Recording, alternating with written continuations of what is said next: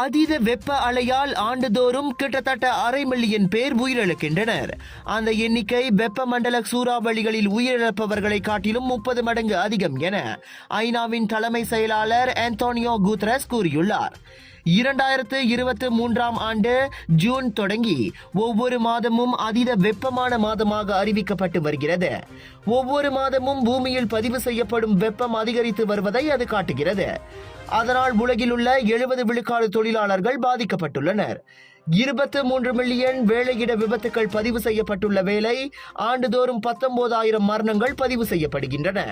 இவ்வாண்டு ஹஜ் யாத்திரையின் போது 1300 பேர் உயிரிழந்த வேளை பள்ளிகள் மூடப்பட்டதால் ஆசியா மற்றும் ஆப்பிரிக்காவை சேர்ந்த சுமார் 80 மில்லியன் மாணவர்கள் பாதிக்கப்பட்டனர். 2050ஆம் ஆண்டு வாக்கில் இந்நிலை மோசமடையலாம் என ஆய்வுகள் காட்டுகின்றன. அதனால் காலநிலை மாற்றத்தால் தூண்டப்பட்ட தீவிர வெப்பத்தை தணிக்க வேண்டியதன் அவசர தேவையை உலக நாடுகள் உணர வேண்டும் என குட்டரஸ் வலியுறுத்தியுள்ளார். கடந்த ஞாயிற்றுக்கிழமை உலகம் தனது அதீத வெப்பமான நாளை பதிவு செய்த சில நாட்களுக்கு பின்னர் முதல் முறையாக அதிகரிக்கும் வெப்பத்தை உலக நாடுகள் கவனத்தில் கொள்ள வேண்டும் என குட்டரஸ் தெரிவித்துள்ளார்.